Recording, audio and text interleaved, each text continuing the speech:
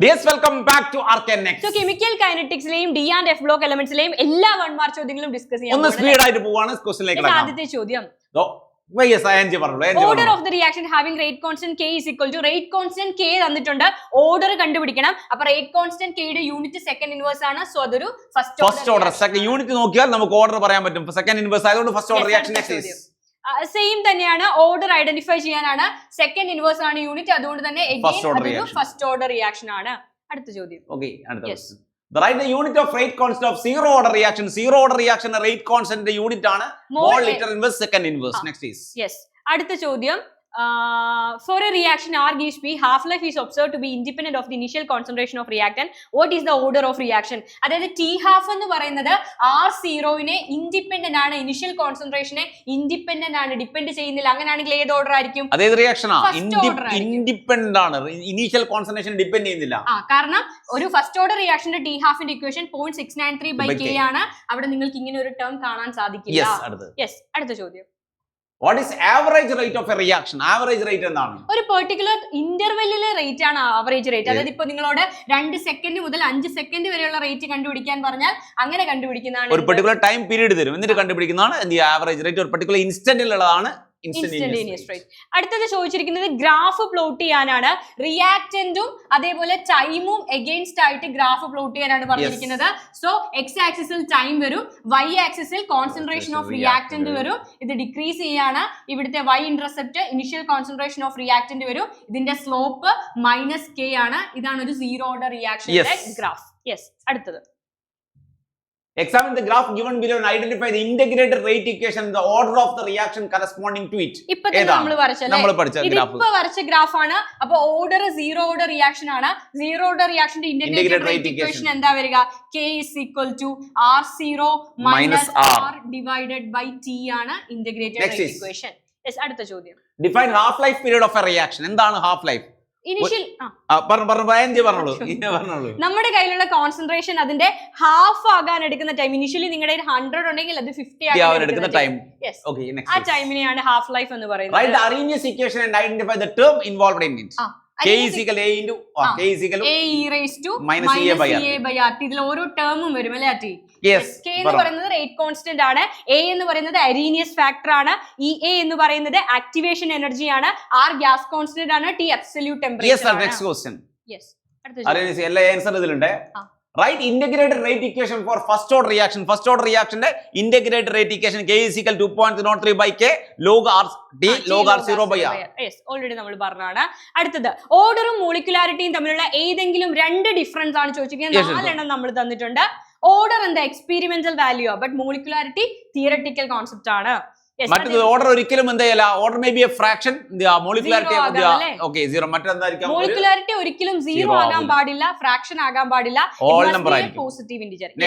പിന്നെ മോളിക്കുലാരിറ്റി എല്ലാ റിയാക്ഷൻസിനും അത് സിംഗിൾ സ്റ്റെപ്പ് ആയിക്കോട്ടെ മൾട്ടി സ്റ്റെപ്പ് ആയിക്കോട്ടെ ആപ്ലിക്കബിൾ ആണ്. But molecularity is applicable only for single. 2 point ചോദിക്കുക, 4 പോയിന്റ് ഉണ്ട്. നെക്സ്റ്റ് അടുത്ത ചോദ്യം. The unit of rate constant of first order reaction chemical reaction second inverse. Second inverse ആണ് ഫസ്റ്റ് ഓർഡറിന്റെ K യുടെ unit.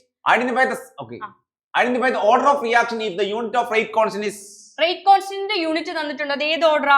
Mall L raised to -1 S raised to -1. Zero order reaction. Zero order reaction ആണ്. Okay, അടുത്ത ചോദ്യം. Write the relation which connects rate constant K. Rate constant കെയും ടെമ്പറേച്ചറും തമ്മിൽ connect ചെയ്യുന്ന equation ആണ് അരീനിയസ് ഇക്വേഷൻ ആണ്. അരീനിയസ് ഇക്വേഷൻ ആണ് temperature dependence പറയുന്നത്. അത് തന്നെ എഴുതിയാൽ മതി.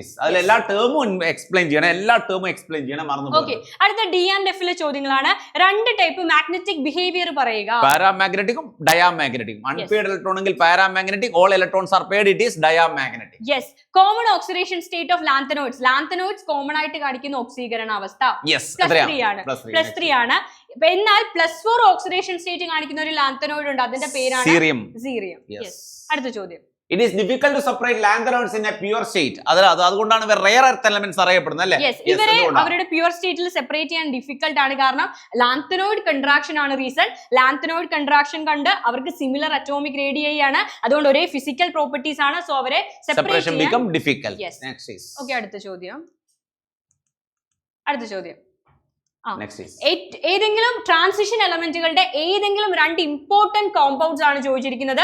രണ്ടുപേരുടെ പ്രിപ്പറേഷനും കാര്യങ്ങളൊക്കെയാണ് yes ഒന്ന് പൊട്ടാഷ്യം ഡൈക്രോമേറ്റ് മറ്റേത് പൊട്ടാഷ്യം പെർമാംഗനേറ്റ് പ്രിപ്പറേഷനും സ്ട്രക്ചർ ഒക്കെ പറയാറുണ്ട്. ഓക്കെ yes ചോദിക്കും മിഷ് മെറ്റൽ NCERT-യിൽ നിന്ന് ചോദിച്ച ഒരു ചോദ്യമാണ് കഴിഞ്ഞ തവണ. വളരെ ടഫ് ആയിട്ട് ചോദിച്ച ചോദ്യമാണ്. കുട്ടികളെ കുഴക്കിയ ഒരു ക്വസ്റ്റ്യൻ ആയിരുന്നു. 1 മാർക്ക്. 95% ഒരു ലാംപ്തനോയിഡ് മെറ്റലും 5% അയണും പിന്നെ കുറച്ച് എമൗണ്ടിൽ സൾഫറും കാർബണും ഒക്കെ അടങ്ങിയ ഒരു അലോയി ആണ് എന്ത് മിഷ് metal.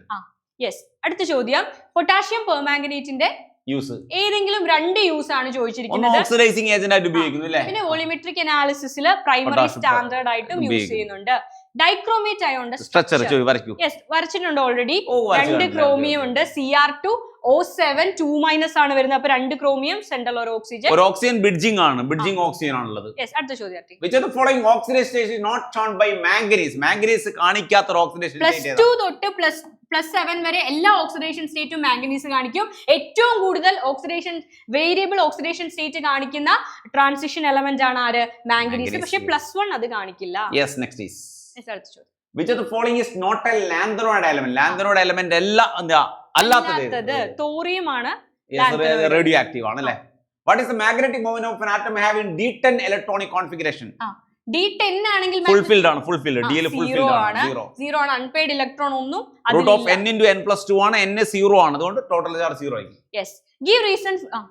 okay give reason for variability of oxidation state of transition element. അവര് വ്യത്യസ്ത ഓക്സീകരണാവസ്ഥ കാണിക്കും അല്ലെ? അതിന്റെ റീസൺ ആണ് ചോദിച്ചിരിക്കുന്നത്. ട്രാൻസിഷന്റെ പ്രോപ്പർട്ടിക്കുള്ള മെയിൻ കാരണങ്ങളൊന്നും അത് തന്നെ അല്ലേ? അവരുടെ ഔട്ടർമോസ്റ്റ് ഷെല്ലിൽ ഇപ്പൊ N ഷെല്ലിലെ എന്നിലെ ഇലക്ട്രോൺസ് മാത്രമല്ല N-1 ഡിയിലെ ഇലക്ട്രോണും കെമിക്കൽ റിയാക്ഷനിൽ പാർട്ടിസിപ്പേറ്റ് ചെയ്യും. സാധാരണ ഏറ്റവും പുറത്തുള്ള ആളുകളാണ് കെമിക്കൽ റിയാക്ഷനിൽ വരിക. പക്ഷെ ഇത് രണ്ടും ഉള്ളത് കൊണ്ട് അവർ വേരിയബിൾ ഓക്സിഡേഷൻ സ്റ്റേറ്റ് കാണിക്കും. Yes.